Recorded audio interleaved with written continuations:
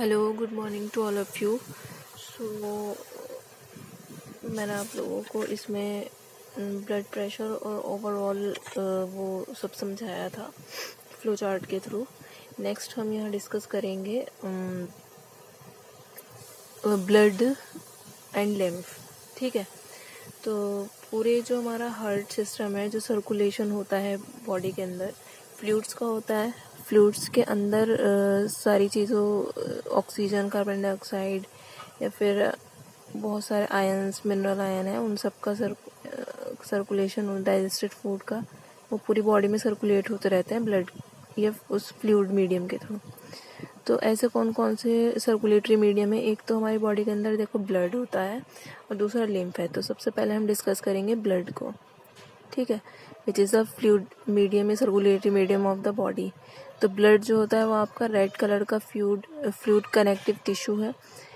जो ब्लड है वो आपका टिश्यू ही होता है, बट ये लिक्विड फॉर्म में होता है, इस वजह से इसको फ्लूइड कनेक्टिव टिश्यू कहा जा रहा है।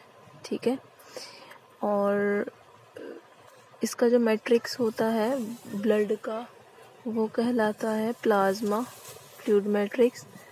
और इसके अंदर जिन सेल से ये मिलकर बना होता है, they are 3 types of blood cells. ठीक है, उन ब्लड सेल्स को कहा जाता है उन्हें कॉर्पसल्स भी कहते हैं, ब्लड सेल्स को, जो प्लाज्मा के अंदर प्रेजेंट होती हैं। प्लाज्मा मतलब एक लिक्विड है, इनके अंदर ब्लड के अंदर एक लिक्विड है, उसी को हम प्लाज्मा कह रहे हैं। ठीक है, तो इनके अंदर जो 3 टाइप की सेल्स हैं और जो प्लाज्मा है उसके बारे में हम देख लेते हैं। सबसे पहले हम पढ़ते हैं प्लाज्मा। तो प्लाज्मा जो है आपका it's a pale yellow fluid. Pale yellow मतलब येलो कलर का फ्लूइड होता है। आपने ये देखा भी होगा, चोट जब लग जाती है तो या फिर आप हाँ, जब चोट लग जाती है तो ब्लड क्लॉटिंग हो जाती है, खून रुक जाता है, उसके बाद एक फ्लूइड निकल कर आता है। या आपने कभी कोई कुछ भी हुआ हो, जो जैसे यहाँ से कुछ हट जाती है स्किन या ब्लड निकलता है, उसके बाद एक फ्लूइड निकलता है, वो ही फ्लूइड आपका प्लाज्मा होता है।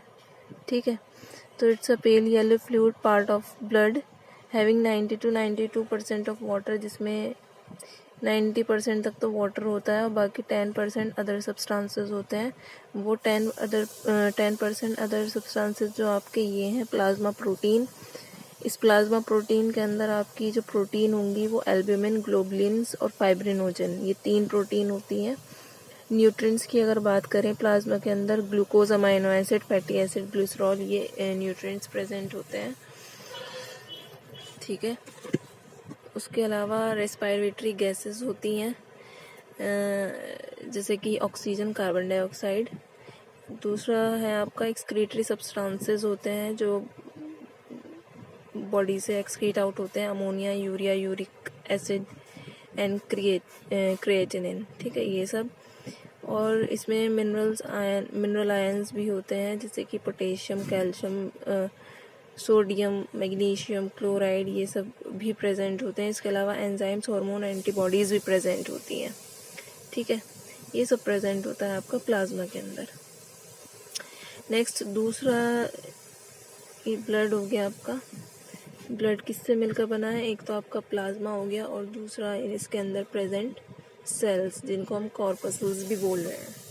तो प्लाज्मा को हमने डिस्कस कर लिया, हम सेल्स को डिस्कस कर लेंगे। 3 टाइप की सेल्स हैं उन, ठीक है, जो प्लाज्मा के अंदर धसी रहती हैं, इसी प्लाज्मा के अंदर। सो ये ब्लड कॉर्पसल्स कहलाती हैं। They are the cellular elements of the body. Blood की सेल्स हैं ये। और बाकी जो 45% है ब्लड का पार्ट, वो इन्हीं 3 टाइप की सेल्स के थ्रू फिल्ड है।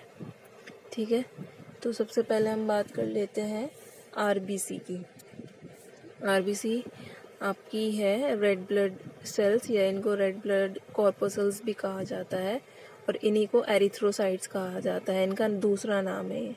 ठीक है, तो अगर इनके फंक्शन की बात करें तो ऑक्सीजन को कैरी करके ये लंग्स से बॉडी के डिफरेंट पार्ट्स तक पहुंचाती हैं। मेन वर्क तो इनका यही है ऑक्सीजन ट्रांसपोर्टिंग का। और इसके अलावा इनके अंदर रेस्पिरेटरी पिगमेंट हीमोग्लोबिन प्रेजेंट होता है, ठीक है, जिसको HB कहा जाता है। इट्स अ रेस्पिरेटरी पिगमेंट, और यही पिगमेंट रेड कलर के लिए रेस्पॉन्सिबल होता है, responsible for the red colour, ठीक है। और इसको रेस्पिरेटरी पिगमेंट कहा जाता है। इसी की वजह से जो है ऑक्सीजन इसी पर बाइंड होकर ट्रांसपोर्ट होता है। जैसे कि यहाँ नीचे कुछ बता रहे थे ना, स्पेशल फीचर ऑफ ब्लड तो transport of oxygen and carbon dioxide by RBC।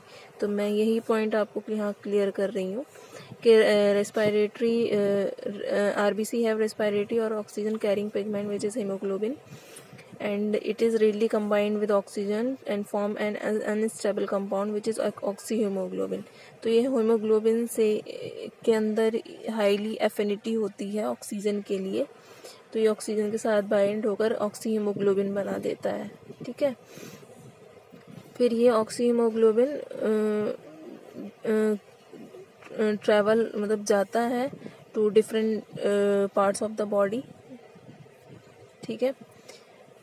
और उसके बाद ऑक्सीजन वहाँ जहाँ जाएगी, जिस सेल में जाएगी वहाँ यूज़ कर ली जाती है, ठीक है। ये ऑक्सीजन का ये पॉइंट मैंने आपको यहाँ क्लियर कर दिया RBC का। और इनका इस साइज़ जो है वो काफ़ी स्मॉल होता है, जिस वजह से ये बहुत एक्सट्रीमली थिन कैपिलरीज में भी ट्रैवल कर सकती हैं। मतलब कैपिलरीज तो बहुत ही माइन्यूट ट्यूब लाइक स्ट्रक्चर होती हैं, तो उनमें भी ये ट्रैवल कर जाती हैं RBCs, ठीक है। इनके अंदर कोई न्यूक्लियस प्रेजेंट नहीं होता। These are the small cells without nucleus. इनके अंदर कोई न्यूक्लियस प्रेजेंट नहीं है RBCs के अंदर, अन्यूक्लिएटेड होती हैं ये, ठीक है। सेकेंड आपकी है WBC which is white blood cell या वाइट ब्लड कॉर्पसल्स। ये डिजीज़ फाइटिंग इनका मेन फीचर है, and they help fight infection and build the immune system of the body. Body का इम्यून सिस्टम भी बनाती हैं ये। हमारी बॉडी का जो इम्यून सिस्टम होता है ना, रोगों से लड़ने की जो शक्ति होती है उसी को इम्यूनिटी कहा जाता है, तो वो डिफेंस सिस्टम बनाती हैं ये WBC। इन्हें ल्यूकोसाइट्स भी कहा जाता है क्योंकि ये कलरलेस होती हैं, जिस वजह से इनको वाइट कहा गया है, ठीक है। वाइट कलर की होती है ये। इसके अलावा इनका अगर लाइफ स्पान देखें तो ह्यूमन बॉडी में इनका लाइफ स्पान 3 to 4 days होता है, मतलब 3 से 4 दिन होता है, फिर ये डेड हो जाती है। इनसे मतलब और प्रोड्यूस हो जाएंगी, फिर और प्रोड्यूस हो जाएंगी, तो लेकिन इनका लाइफ स्पान 3 to 4 days ही है। RBCs का 120 days होता है, 120 दिन तक ये जीवित रह सकती हैं, ठीक है। ये आपका हो गया WBC। नेक्स्ट आपका थर्ड टाइप की है प्लेटलेट्स, ब्लड प्लेटलेट्स, जिन लोगों को नहीं पता इन प्लेटलेट्स को प्लेट बोल देते हैं, which is wrong. Actual word is platelets. It helps in blood clotting, ठीक है।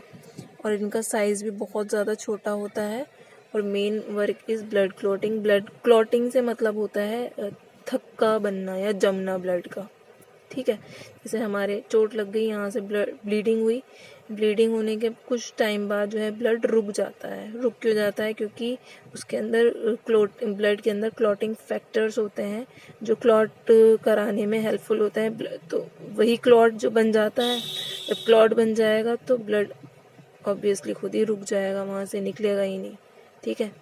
तो इसके अलावा प्लेटलेट्स के अलावा और भी अदर फैक्टर्स होते हैं। मेन आपको याद रखना है प्लेटलेट्स का वर्क होता है ब्लड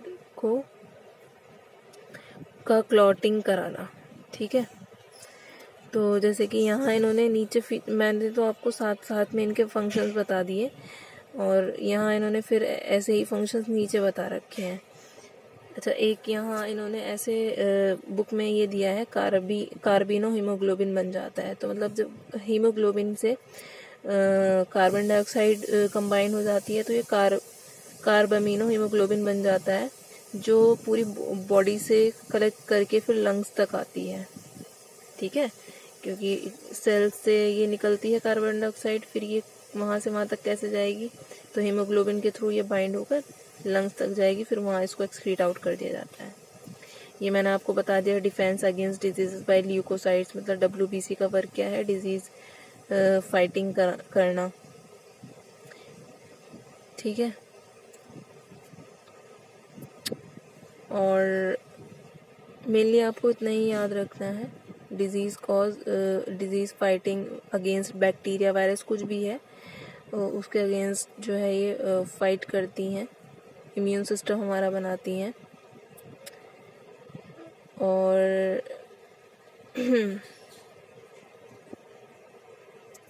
आप इसमें इतना ही याद रखना जो मैंने बताया, जो एक्स्ट्रा यहाँ लिखा है आप उसमें कंफ्यूज नहीं होइएगा कि ये क्या लिखा है, ये क्या लिखा है। जो मैं जितना बता रही हूँ आप उतना उस पर ध्यान देना, ठीक है। और नेक्स्ट मैंने आपको बताया था कि प्लेटलेट्स के थ्रू क्लॉटिंग या कोगुलेशन, क्लॉटिंग या कोगुलेशन मतलब यही है, कोगुलेशन मतलब ब्लड का थक्का बनना या जमना, और मेंटेनेंस बाय ब्लड प्लेटलेट्स, इसका मतलब यही है, ठीक है।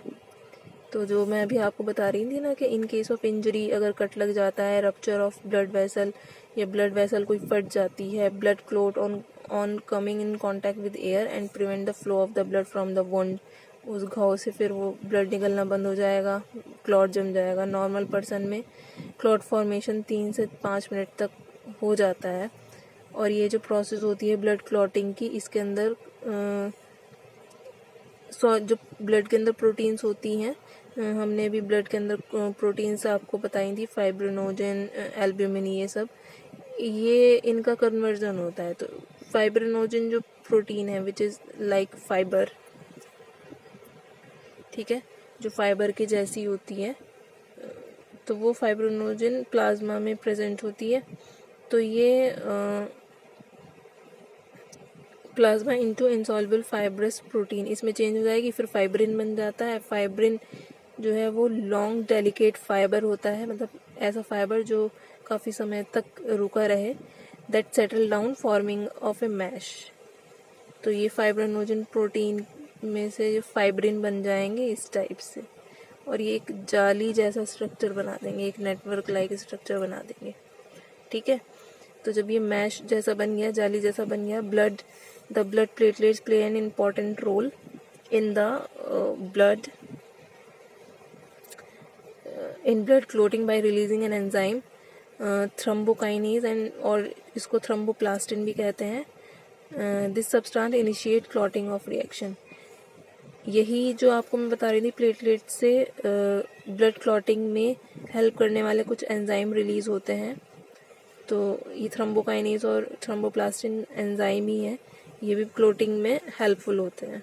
तो इस टाइप से ये क्लॉटिंग कराती हैं ब्लड प्लेटलेट्स। तो ये आपके ब्लड और उसके फंक्शंस हो गए, ठीक है।